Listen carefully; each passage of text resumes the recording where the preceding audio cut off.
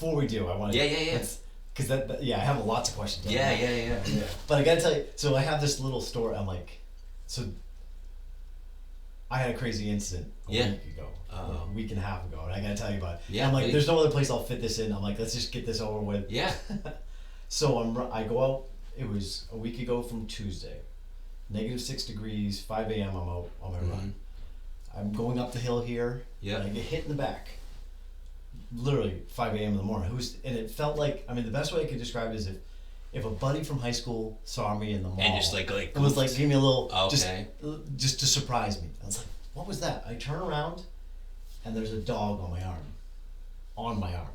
Oh my God. And I'm like, so I draw it, like, just reaction. I hit it. Yeah. I think the motion of like swinging, hitting, I twist, my hand comes out and it's immediately coming back at me. And I kick it in the chest and it's coming back at me. And there's a flurry of activity and somehow I got his collar.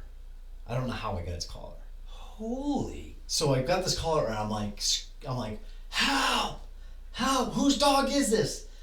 And then this guy comes running out of his driveway, and I'm like, I'm pissed. I'm like, you're right to you're an effing dog. Just rip the crap out of my arm. Right. I'm like, he comes and grabs the dog. He's like, he goes, come with me. We'll go into the house. I'm like, I need a minute. Mm-hmm. I need a minute. So I got you. He goes back in the house, and then I realized it's a state trooper's dog. It's a canine. Oh, no kidding. But even so, that's So even worse. Right. Even It's worse. Funny, Evan and Kaylin's boyfriend Evan and I were talking afterwards. He's like, he goes, now you fought a trained dog, you'll do pretty good against him. Right. A non-trained dog. Right. So I follow him into the house. We go in. I've got like so many layers on. Yeah. We're trying to get down, and we gave.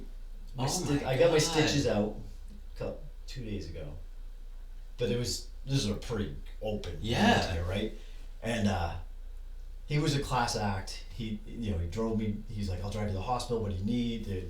Yeah. And it turned out all right in the end. Luckily the layers. I think my headlamp was bright enough that it blinded the dog, so somehow he didn't see my hand coming. Okay. To grab at his collar. Yeah. Because I think in the daylight I wouldn't have a chance getting a hand by him. Wow. So this whole incident just happened. You were gonna come last Friday, and we just had the two big storms back to back. Yeah. And I had that happen. And now today feels like spring. Right.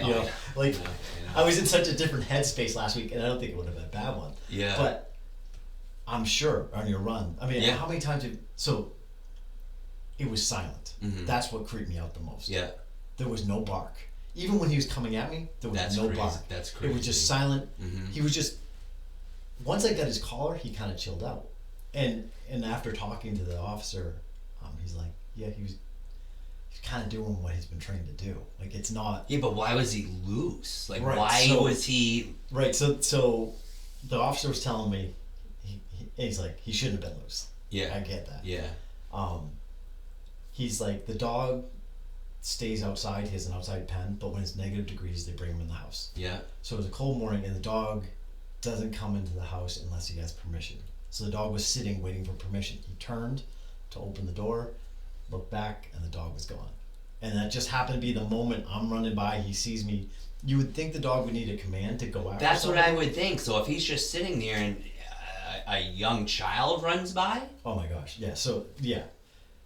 And, I mean, not that they would be running by at 5 o'clock in the morning, but just, no, that's what they're trained to do. But that's a random individual, absolutely gone through my head. Yeah. And but I've done a lot of training with dogs over the years, and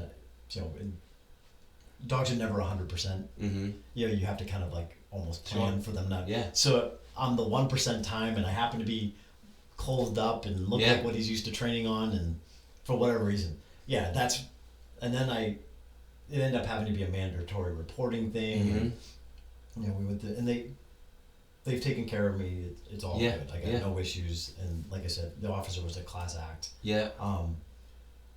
But if it was a kid, if it was my wife, if it was my daughter. Probably anybody else other than you, because you're in such great shape. You're able to have that knee-jerk reaction. You're able to, if that was the average, it would have been bad. If I didn't have my headlight on, I mean, he'd be on my, if I was in a t-shirt, my arm would be shredded. Yeah.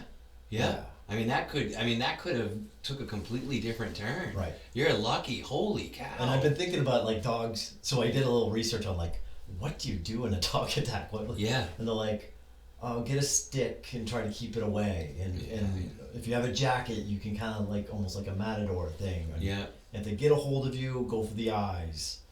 But I'm like, man, I think, most dogs bark at you. Yeah. They'll chase you off the... Right. I think they just want you to know that they are, alert their owners, and somebody's here. And they're not looking to chase you. But I've had a couple where I was like, is this going to be an incident? It never has been until this. Yeah. But the silence of it in the dark was so a little assassin out of nowhere. Yeah. No,